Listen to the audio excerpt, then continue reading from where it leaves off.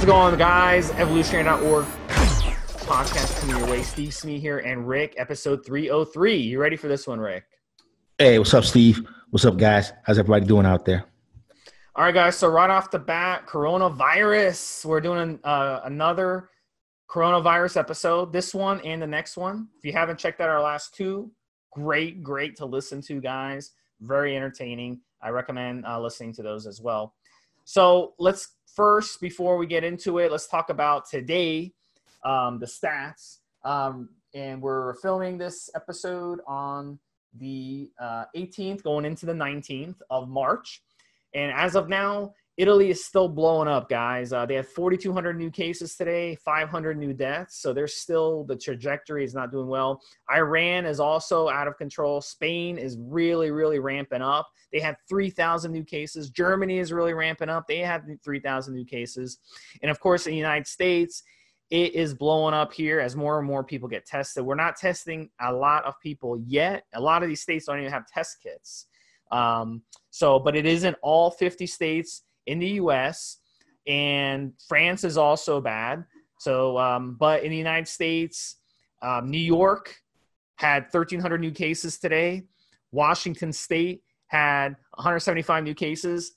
Third is California. They had 141 new cases. New Jersey has had the fourth most total cases, and they have over 160 new cases. Florida, Illinois, Louisiana, and Massachusetts are the next ones with the most cases, but it is blowing up. It seems to be New York. A lot of New Yorkers flew to Florida, gave it to Floridians. So it's kind of spreading all around the country. 50 states, Rick. Now 50 states have officially coronavirus. The last state to log a coronavirus case was West Virginia, but the senator today from West Virginia straight up just said, look, we don't even have test kits here. So he's like, just saying we have one case is very ignorant because we have more cases. So what do you think about that, Rick? And then we're going to kind of dive into our topics. What do you think about the way it's blowing up? Is it going the way you thought it would?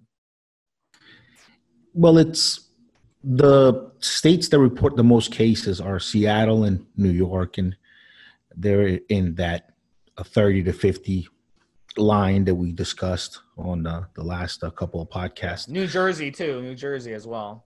I'm really hoping, I'm crossing my fingers that this theory stands and the weather will make it go away. It seems the Chinese have a vaccine now. There is just so much information out there now that is hard to, it's hard to digest it all. But apparently there were reports coming out of China that they have a vaccine and they're going to be mass producing it. Did you hear this, Steve? I have not, but I think we're going to talk about that on the next podcast that we're going to film. So you guys can listen to that one when it comes out soon and if it's already out. But we're definitely going to dive into that one. But, that's very interesting. I've not heard, I kind of heard something like that, but it's not definite. So hopefully it gets shared. Also, Germany is progressing very rapidly at developing a vaccine. And I know the United States wanted to steal it away from them, but they're protecting it because they don't trust the United States to get a hold of it and not share it. So hopefully whichever country comes up with it can share it, Yeah, absolutely. I think it'll go away earlier than we all expect. I think the vaccine is going to be a lot ready. And if you listen to the last couple episodes, this is a much more updated episode. We're going to try to upload to get 303 and 304 up within 24 hours of the recording, because 301 and 302 took a little bit of time to get up, and some of the information was already a little bit outdated by the time you guys heard it. So we're really going to try to, as we follow this Corona thing, we're going to try to just upload these episodes right away as soon as we get them, so we can, so you guys can get the information right away. I was talking to my mother. You're right there, Steve. Don't start scaring me. So I'm coughing a little bit. Yeah, I hear you. So I was speaking to my mom yesterday, and she said, come to think of it, I think I had this already. My mother works at a clinic, so she back in December, she had something that seemed like a flu, she thought, but she'd had a flu shot. So she had like a fever, really dry cough, and then she had shortness of breath. She went to the doctor on 3 separate occasions during this time. She had to be out of work for about a week. And she says that a nurse had it, then my mother got it, then kind of all the staff at the hospital kind of had it. And the mayor of New York was doing a Facebook thing a couple of days ago, and my mom sent me some screenshots of people bringing it up and saying, hey, this was here before, we've had this. At the time, back in December of 2019, when my mother was going through these symptoms, they tested her for the flu and came up negative, no flu. And doctors didn't know what it was, but it wasn't like the men in black showed up and tested her to see what was going on. Doctors just kind of wrote it off as just a patient with unexplained source of these symptoms, some kind of virus, but they didn't know what, and it wasn't escalated to anything. And a week later, she was kind of back to work, and she was fine. And yes, and I'm on Facebook, pretty active on a lot of different bodybuilding and supplement and nutritional groups. And a lot of guys are sounding off saying, hey, we've had this the last few months. People have been getting sick. Now, there's a lot of travel from China to New York, a ton. So before this became a thing, before people started getting quarantined, it just is not crazy to think that somebody went back and forth and carried it. And maybe the temperature wasn't just right at the time, back in November, December, whatever, for it to really propagate the way it's doing now. But it seems like the environment is just right. So now, one thing for everybody to keep in mind is this: those at danger are really older folks and people with pre-existing conditions, smokers. Those are the people that are really at risk of actually perishing from this. Most of us, God willing, will make it out of this with just a few symptoms, maybe being in bed for 3 or 4 days for the worst of it, and we'll be all right. So while I think that people at risk should really try to stay home, I think for the most part, most of us should just take precautions and try to go about our daily lives. Some of these jobs and companies where they could let people work from home, I think that's great. But I'm a little bit worried about just industry and the economy shutting down over this. And you'll hear me say it on the last podcast on 302 that I was happy to see the government and people in the media kind of responding to this and kind of, getting us ready for when we do have a major bug on our hands that's really killing everybody, so that we can at least practice for maybe that day. But it's going a little bit overboard now too, with the way things are getting shut down and some of the restrictions. Really, at least when you compare it to some of the other bugs we've had in the last few years that weren't taken as serious. So maybe a little bit of overreaction. I think really the containment should be to those people that test positive. The real kind of stay at home, kind of quarantine should be for those at risk. But I think for the most part, most people, as long as you wear something over your mouth and you wash your hands and you don't touch your face with your hands, and I think most of us will either not get it, and those that do, it'll just make your immune system stronger for the next fight. Some of it is going a little bit overboard, and businesses are going to go out of business. Businesses are going to get into debt with the banks. Businesses are going to shut down. Too late, Rick. Too late. This is already happening. Yeah. Yeah, it's the damage has been done. Like, no matter what, even if they find a vaccine tomorrow, the damage is done. And we're going to talk about that in part 2 for sure. We're going to definitely get into talking economic. I definitely want to get into some of the economic stuff and update you guys on what's happening. I've been really fortunate that because the Need to Build Muscle brand, because we focus on health supplements, and all of our supplements are to help you be healthy within, an unhealthy lifestyle like steroid use. A lot of people are picking up our products and using them for this because they're worried about the virus. So I'm not even speaking personally. I think we're going to be doing okay, but I'm worried about every other business out there that is employing Americans, that is employing people every day. This response has gone just a little bit too far. I think everybody should be able to kind of go about their business wearing their face mask. And if you see somebody older out there, then they're the ones who should be staying home. They're the ones who should have family come and bring them food, groceries, whatever. And people at risk, those people need to stay home. And people that have been tested and identified as having the virus, maybe they need some containment, some help. But it's going too far and is going to put businesses out of business. And that's going to be the real, I think looking back, that is going to be the real casualty is the economy with this virus, because it's too late. The economy's done, bro. We're going into deep recession, 5 to 10% shrinkage. Damage is done, bro. Just look at the stock market. We've lost everything over the past since 2017, basically. 3 years worth of gains in the stock market are gone, and that fast in a month. Airlines are all going under. None of them are going to survive this. Restaurants, bars, clubs, they're just going to shut down. I mean, there's no doubt about it. And then, in the end, though, a good businessman will go in there and buy these, distressed assets for a good price, and then they'll come back. It's just a cyclical. Yeah, I mean, it's a lot of these. We're seeing retail companies. I knew this, but it can get a lot worse.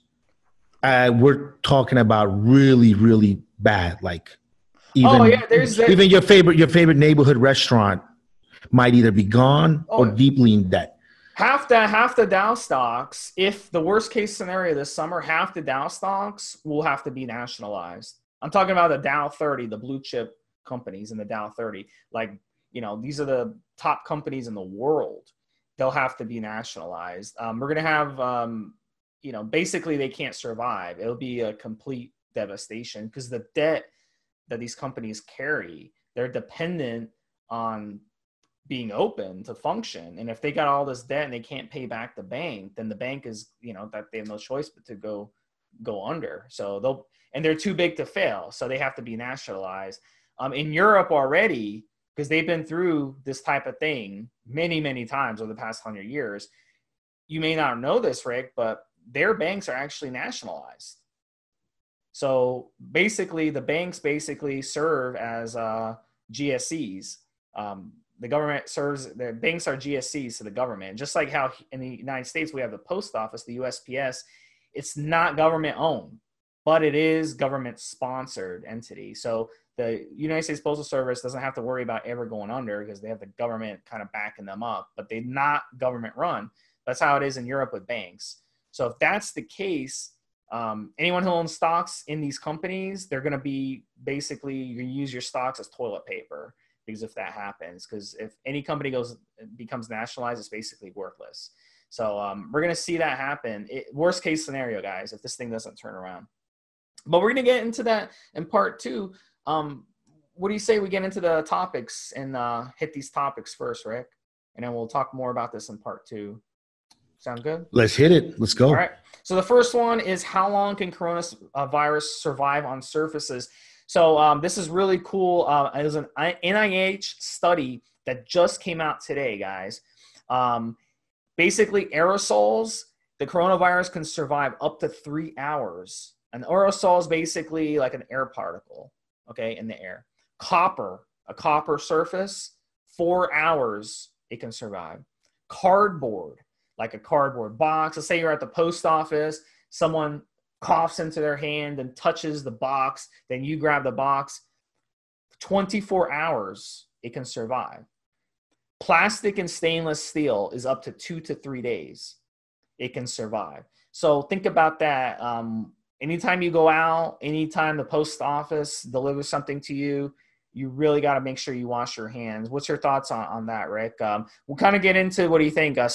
Plastic and stainless steel, 2 to 3 days, cardboard up to 24 hours, copper up to 4 hours. What are some copper examples? And aerosol up to 3 hours. What are your thoughts on that? Yeah, I mean, it's the reason why it spread so quickly. It's because it has this long survival time out in the environment for a long, long time. And it's being spread by people that don't even know have it. Again, to bring it back into context, most of us who can and do and will get it will recover from it just fine. We have to be real careful with the older members of the population, people with pre-existing conditions, people whose health is already compromised in some way. Those are the ones that we need to really help out in our family, community, circle of friends, whatever it might be. But for the most part, we'll be fine. Just wash your hands, wear latex gloves, keep extra pairs in your pockets, wear a face mask, wear shop glasses if you're really worried about aerosol into your eyes. And then just go about your business as much as you can. Work, shop, whatever you need to do. This one is just not that serious for our economy to shut down over this one. That's sad to see. And it's going to get a lot worse if the governments kind of keep overreacting.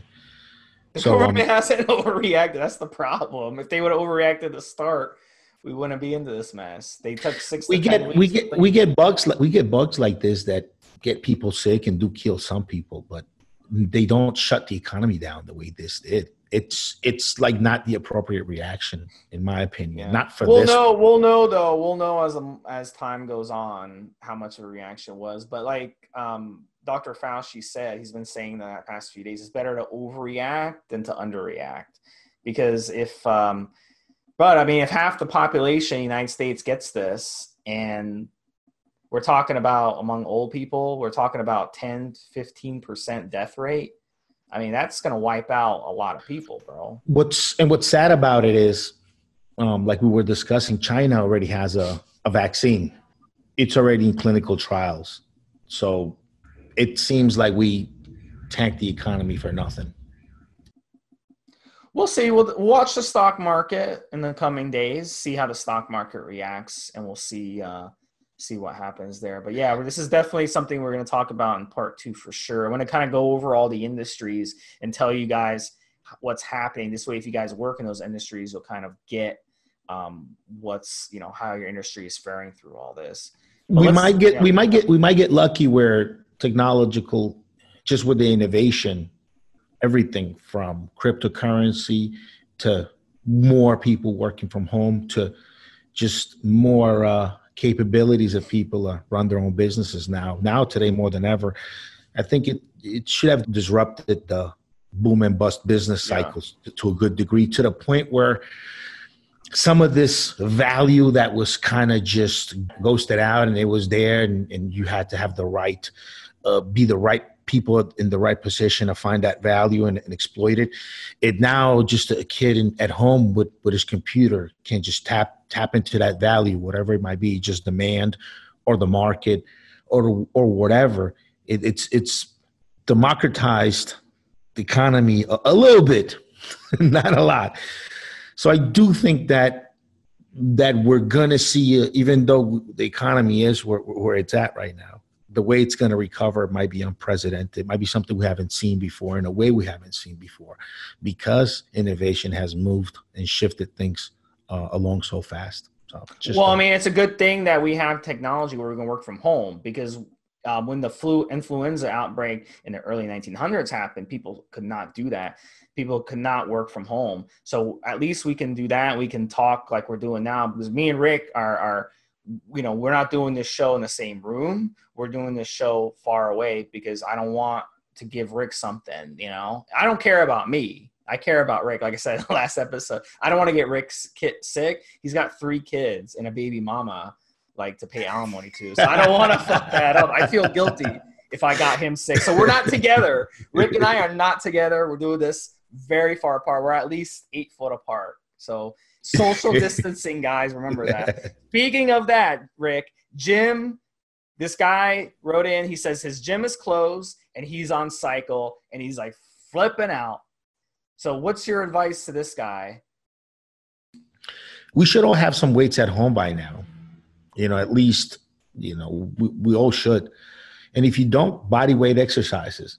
I could go over some in this podcast and try to describe them, but dude, there are a ton of YouTube channels with all these bodyweight exercises. You can use your seats, you can use whatever. What's great is that when you make your home the gym, you can actually do like some pretty intricate workouts 2 days and fit it in around your schedule. Just get creative. Just do something before breakfast, something in between breakfast and lunch, and then something before bed. If you're already working out at home and you don't have to prepare anything and leave your location to go work out, but you're at home, just kill it. Kill every body part best you can. The only thing is most people will be limited on the amount of weight they have at home. Usually at the gym, you just put on as many plates as you want. But at home, we all have a limited set. Most of us do, at least.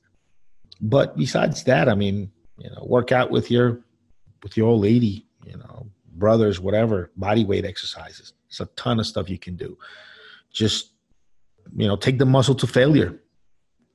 Just do it. There's really I got nothing to say about it, dude. Just YouTube, Google, workouts at home, workouts with a seat, dumbbells at home, barbells at home, and just keep it going. I wouldn't stop my cycle because of this. I really wouldn't. I wouldn't go into PCT because of this. I look at it as an opportunity to completely switch around the way that I work out, completely switch things up. And you'll see once you are forced to drastically change the way you train because of this gym close situation, you might find new exercises, new angles, and new ways of working certain muscles that maybe will begin to have some good progress, even though they haven't showed remarkable progress in a while. You'll notice something will work, and you'll pick up some new tricks that now when the gyms open back up, you'll go back in and apply. So just keep it going. There's really nothing to say. I'm looking at my dumbbells here as I'm speaking to you guys right now. There's nothing to say. Just hit it. If you need any ideas, I was on YouTube today looking for ideas, if there were any exercises I hadn't noticed, and just do it. I decided to stop going to the gym after we recorded podcast number 302. I was going to the gym, no problem. And then after recording that podcast, I realized it's probably time to just stay at home. Just because although I know and I think I'll be fine, I'm just not really confident that I can be off in bed for 4 or 5 days. I got stuff to do. So it's just not, I'm going to try to just avoid it. I'm going to try to be legend on this one and just not get it at all. That's the game plan is to, it's the Will Smith this shit and just not get it. Cause I just don't want to be sick and in bed for days under any circumstances. Yeah. I agree. But I want to take it a different angle. Let's say you're about to start your cycle or you're just started your cycle, in that situation, it's probably better for you just to stay the steroids till you got everything at your disposal, because, you never know what can happen. You could have issues right now. It could have a relative get sick. You could lose your job. You could and it may interfere with your cycle. So I would wait till things blow over. But if you're in the middle of your cycle or toward the end of the cycle, I agree with Ray. Just go ahead and finish it. What I'm doing, I stopped going to the gym early. I had one gym close. They were going to stay open, and they put out, the thing on Facebook or whatever. We're cleaning everything after hours. We're making sure everyone washes their hands when they come in and all this bullshit. And then like a couple of days later, they said, you know what, due to this, we're going ahead and close temporarily. And, we're halting your membership. So don't worry, we'll credit you, blah, blah, blah. So they did the right thing. And at another gym, it's staying open, which is not the right thing to do, because the gym is basically a petri dish for the spread. So I'm just blown away that they would keep the gym open. But yeah, even if your gym is open, guys, do not go to the gym right now. That's one of the things, you're going to be spreading it, and it's going to be spread to you very, very easily at the gym. It's a very, very dirty place to go. Public bathrooms, I would not go to a public bathroom as well. But what I'm doing, and just like Rick said, you're opening up a Pandora's box of opportunity when you figure out ways to work out without going to the gym. An example would be bicycling. I haven't even took my bicycle out of the closet in like a year, but now I'm bicycling like every day. I have weights at home that I've been gathering dust that I'm messing with. I can just go in my backyard and do a lot of bodyweight exercises like push-ups, different types of stretching. I can do sit-ups. I can do, lunges. There's all kinds of things you can do. So it's really been a lot of fun just kind of going it that way. And I also have a buddy of mine, he has a garage, and he's got a lot of rubber weights in his garage. So, I've been going there and kind of powerlifting. I haven't done that in a while because of my injury. So I've been doing a lot of cleans and squats and all that stuff, having a lot of fun with that. So there's all kinds of ways to kind of get around the gym closing. But even if your gym is open, I don't recommend going at all. Right now, I do not recommend it until this thing blows over. Yeah, I mean, I stopped going, but I'm worried for those gyms too. A lot of those local gyms, kind of hardcore, local 2 or 3 location gyms are going to be in real trouble or in real debt. And again, I don't know if we're going to see what happens. Well, they're still collecting memberships, Rick. They're still collecting memberships. Yeah. Well, we'll see. I follow a ton of gyms on Facebook. A lot of them, a lot of local gyms all over the country and stores. So I see what these guys post up every morning, and a lot of them are talking about it in some of the owners groups. Are they closed? Are most of them closed, or they're staying open? Most of the small kind of hardcore gyms around the country are staying open as of me checking a few days ago, but some have started to close. But a lot of the mom and pop shops are really just staying it open, and people are just washing their hands and taking precautions, and but most of them that I can tell are kind of staying open. At least the ones I'm following. Some have closed though. So I mean, gym is a perfect place to catch it, if you will. It's really not. It's what did I say at the start of the show, Rick? Stainless steel. Isn't that what a bar is? Stainless steel? 2 to 3 days? It's 2 to 3 days on a stainless steel. So if someone touches that and you go touch it. And you've got to be really consistent and not touch your face with your damn hand as you work out. Yeah, it's tough. What are the bars made of? Is it stainless steel or copper? I don't even know. It's iron, aren't they? I don't know. But I mean, would iron count as stainless steel, or I'm not really sure. Maybe one of the listeners can who are chemists or engineers can answer that. Yeah. I'm Googling it. Yeah. But I mean, either way, copper is 4 hours. Cast iron. So most of the time, barbells and dumbbells are made of cast iron. Some are also made from stainless steel, but more rarely. So would that count as what you think? Would that still be 2-3 days?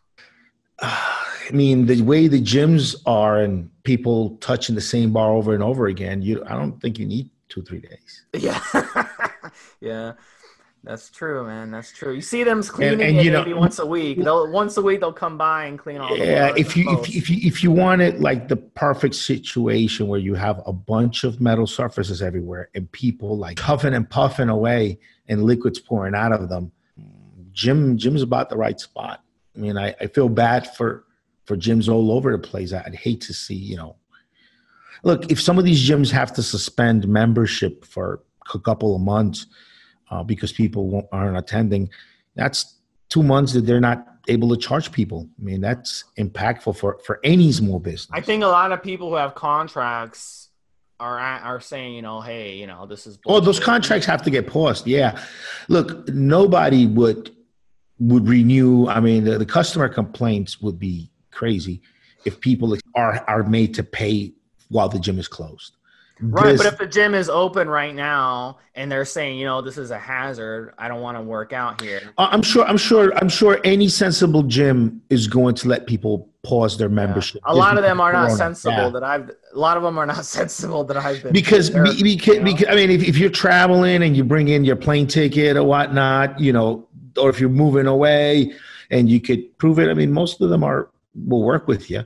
They'll pause your membership even if you're on a contract. If you're traveling, I'd go to the media. I'd be like, look, this fucking gym won't. I think with so many choices in gyms, I think customer relationship is really important. Unless they're real idiots or they're like the only shop in town, they're gonna let their members pause the membership because they want to avoid exposure. I just don't see anybody being that dumb to cause such a customer support headache for themselves to tell people, well, we're open. If you don't come, it's on you. That's your contract says 1 year. Yeah, like this. Look, this situation and with gyms being so darn competitive now, whether you even have fitness studios, competing with gyms, and then you have the hybrid, big supplement store with a gym, and then you have hybrid MMA, jiu-jitsu gyms with weights on them too. There's so much competition with gyms that you've got to create that relationship with the customer. So I think most places are gonna work with the customers and take the loss and take the loans and figure it out later on. But some gyms might take the loans and it'll just go into next year's sheets, and they might not recover from it. A lot of small businesses are gonna close. It's pretty bad, pretty tough. And this wasn't. And this one wasn't even that bad, guys. This one wasn't even that bad compared to wasn't that bad compared to everything else we've had over the last few years. For it to collapse the economy this way, it's not no bueno, man. Yeah. So speaking of dickhead behavior, let's talk about a story that came out from Tennessee. A man, he hoarded 17,700 bottles of hand sanitizer. Basically, before this, when this first started, he basically thought of the idea. He thought he would be a clever businessman. I guess when you're a psychopath, you find these types of ways to make money, I guess, and you think this is a good idea. But he actually drove around in his truck all around Tennessee and even neighboring states. He hoarded 17,700 bottles of hand sanitizer. And right now in my town, you can't find hand sanitizer. And if you go to the drugstore or Walmart or whatever, it's all sold out. So this guy thought it was a good idea to hoard all this, stick it in his garage, and then sell it on Amazon for like $70 a pop. And so this guy ended up selling a bunch, and then Amazon finally shut down his account because they said you can't sell this stuff. Basically, Amazon stepped in, even eBay stepped in. They're not letting people do this, sell masks and sell sanitizer and stuff online to try to profit off of it. And now he got a bunch of death threats and all this stuff. Really, the backlash was unbelievable. And all along, he thought he was, just being clever by doing this. So, it's one of those things where, a lot of people need this stuff. I mean, they need these hand sanitizers. Any business where you're touching stuff all day and dealing with customers, you got to be able to use the hand sanitizers to wash your hands so you can kill the virus if it gets on your hands. So, what's your thoughts on this one, Rick? I'm sure you heard this story. Yeah, a lot of people do this. They buy items at dollar stores and small chain stores and sell them for a profit on Amazon. It was kind of opportunistic, the fact that he did that. And I think I saw the news story. If it's the same guy I'm thinking about, and the news story had his garage full of hand sanitizer, he got to sell some at just a ridiculous markup 40, 50 times what he bought it for. Ridiculous. And Amazon came down on it. Look, on the one end, it's kind of the free market. He just did it in a scumbaggy way, opportunistically. But that's why, a bottle of water will cost, 30 cents at a store, or it'll cost $5 at some show or some concert. You might pay $10 for a bottle of water if you're a decent dining place. So it's just, look, it's capitalism. I can kind of see that part. Can people get mad at him? Yeah, he's opportunistic. He's trying to really profit from the problem. So I can see a lot of people being upset at him. But there are people doing that now in the stock market. He's getting the finger pointed at him because of the way he did things. But there's a ton of people right now making, some are a lot are losing, but some people are going to make a ton of money because of this crisis. We just won't know about them, and they'll make millions. So it's, on the one hand, we're not going to get mad at the Wall Street cats and all the investors that are they're gonna play the ride back up, because the market is going to go back up to make a ton of money. But we're going to shit on this guy for selling some hand sanitizer. I don't know about all of that. You're a free look, I don't. Yeah, but on the same token, I'm happy Amazon. Look. On the same token, I'm kind of glad Amazon didn't go for it. Amazon, chopped them down. You think he's going to keep the money though he made off of there, or is Amazon going to make him forfeit it? How does that work? I don't know that. I don't know what is going to happen with his particular case and account, but I don't know. I couldn't tell you. We go through this whenever we have a hurricane. In Florida, South Carolina, North Carolina, Texas, whatever. Whenever there's Louisiana, whenever there's a hurricane hit or coming, we get people price gouging, and the thing is, it's illegal. It's illegal to price gouge. This guy actually broke the law, even in Tennessee, which I'm sure a lot of their laws are yeah, you're more of a finance guy than I am. Yeah, you're by far a much not finance knowledgeable. So I had no idea how the law really played into that. Yeah, and the thing is, when there's a state of emergency declared, you cannot price gouge. That's the law. So he's basically looking at a fine of $1,000 per violation. So if he had 17,700 hand sanitizers and he sold all of those, multiply that by 1,000. That's what his fine is looking like if he had sold them all. So he can now, at what point is price gouging determined? Meaning, because like I said, bottled water can be 30 cents, 25 cents at Costco, but then if you are at a concert, it can be $5. Oh yeah, like go to Disney. How many? Where is the price gouging range? Like how much more could he have sold it for before it became price gouging, where it just became kind of a supply and demand, acceptable supply and demand price, and then goes over to price gouging? How is that determined? Because it says here, this is what the Attorney General of Tennessee said. He said, "We will not tolerate price gouging in this time of exceptional need, and we will take aggressive action to stop it."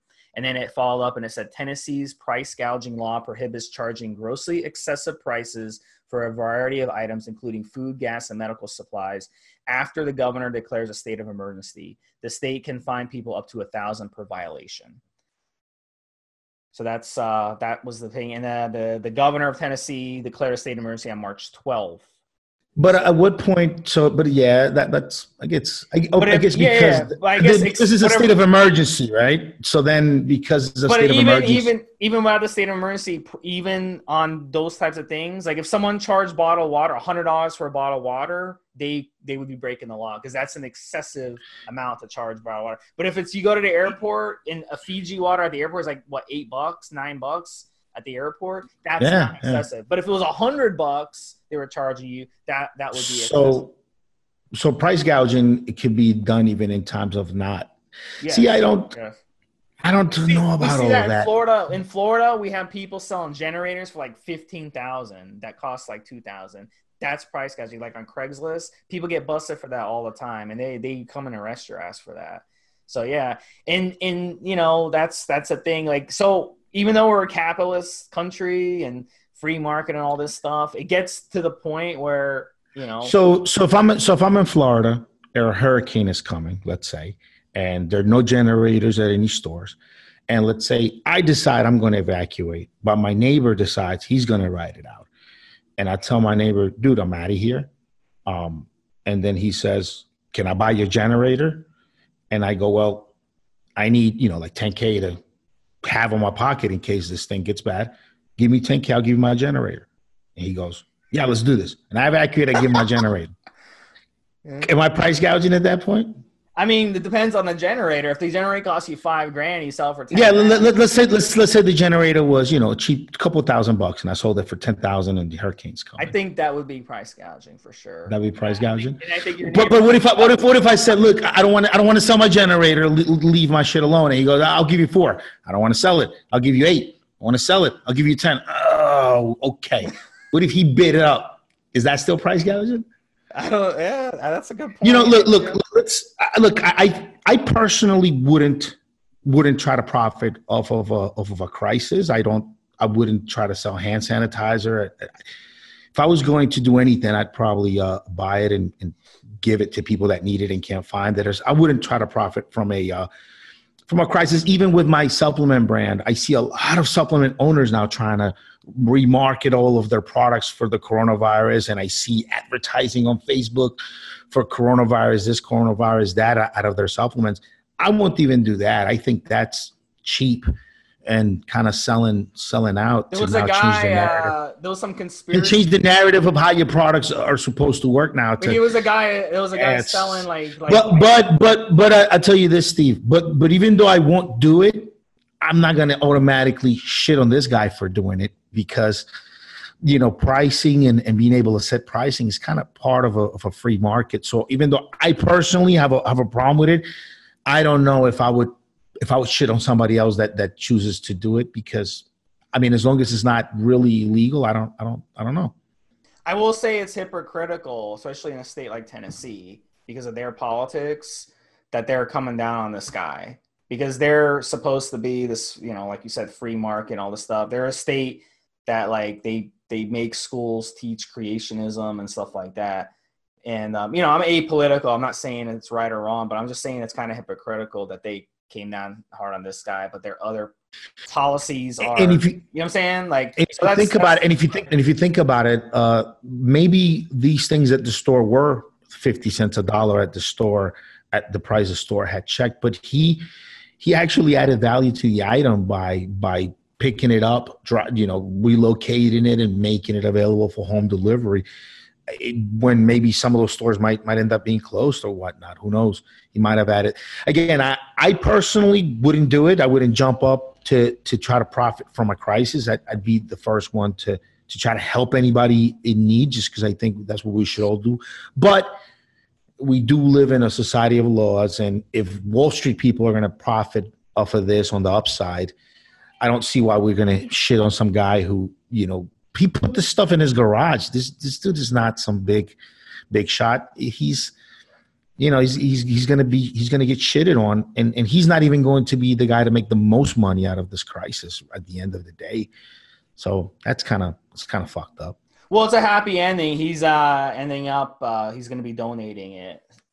So it's going to end up being a happy ending in the end. So, yeah, I mean, me and you, Rick, we have a disagreement on this. I think what he did was, ridiculous, psychopathic.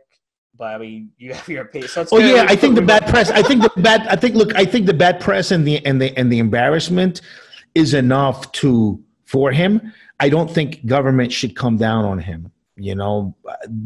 That's just different. But yeah, I mean, I think him being dragged out in the media and being embarrassed, and maybe his neighbors being pissed at him, I mean, and him getting nasty messages, that's kind of, you did something kind of fucked up. That's normal. It's what happens today in this connected day and age. But that from now, his government trying to, go and flex on him and make an example out of him, when there's so many people getting away with murder in the banking industry and investments and all that. I'm not particularly for that. Yeah. All right, so this is one last one. Let's see your opinion on this, because I want to hear your opinion. This is a story of a JetBlue passenger flew from New York to Florida. He got the call before he boarded the flight that he had tested positive for coronavirus, and he was visibly sick, and he still got on the plane anyway. So I want to hear your opinion on this, dude. I want to hear if you agree with everyone, like 99.9% of people who say this guy should be fucking arrested and thrown in jail, or if you think, yeah, you know what I did, hey, I knew I had it, tough shit, I'm still getting on the plane because I need to get to Florida. So what's your opinion on this one? Well, you have two ways to go about it. One, obviously an asshole. You don't do that. This thing, it can spread real fast, real easy, and you're in a box with a bunch of people. So you real asshole. On the other hand, you also have to remember this dude was probably running a fever, was probably sick. His mind might have been not all there. He might have been desperate. He might have thought his life was in danger and maybe get into Florida around people that could help him, or who knows, was gonna save his life somehow. And he got desperate. So it's tough. I don't know, because maybe when he made the decision, he was sick, running a fever, didn't really think it through. But at the same token, it's really irresponsible, being a real asshole move to make, to just be, put everybody at risk, other people's families and everybody at risk.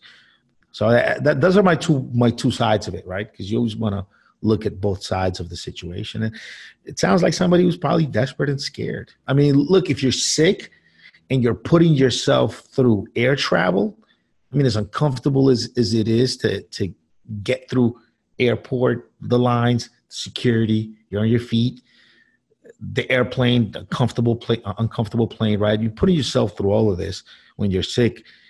You probably have a damn good reason to do it, because most people would say it at home.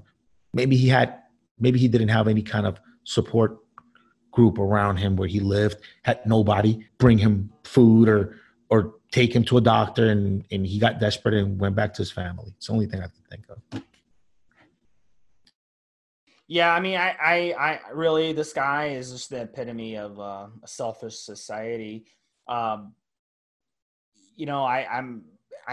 flabbergasted. What was so important that he had to get on a plane to Florida? He couldn't drive there when he had the fever and when he was sick, not feeling well, and he got the call they had coronavirus, and he knew that this thing was contagious and other people could get it, and he still got on a plane with people. I mean, it's just it blows my mind. And this guy, his name, from as of now, his name is not out there. I don't know how they managed to keep his name a secret. He must be someone really well known or something. I have no clue. But this guy is a piece of shit, in my mind. Because if I was on that plane, or my family member was on that plane, and he put them in danger, that to me, I would really, really be looking at different avenues, this isn't 100, 200 years ago where you can just take someone and fucking beat the shit out of them. I mean, nowadays it's in the court, it's a situation where this is a lawsuit. So JetBlue did ban him for life, and he was on a plane with his wife as well. So I'm not sure what she was thinking. I don't know if maybe she's abused or something, but what was she thinking, not convincing him not to go on the plane? And I don't understand that one either. So, and how many other people are sick and they get on planes? How many other people know that they have the coronavirus, or know they have the flu, or know they have some other contagious virus or disease or something, and they still got on a plane anyway? It happens every day. This guy just happened to get caught.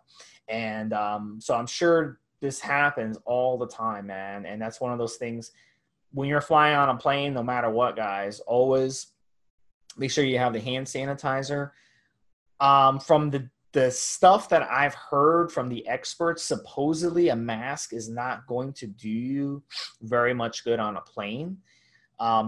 But the thing you want to avoid is touching stuff. So maybe wear gloves when you're on the plane, and make sure you're always washing your hands, constantly, because you don't want to be touching stuff because they don't clean these planes in between flights. And Rick flies a lot more than I do, and he knows that.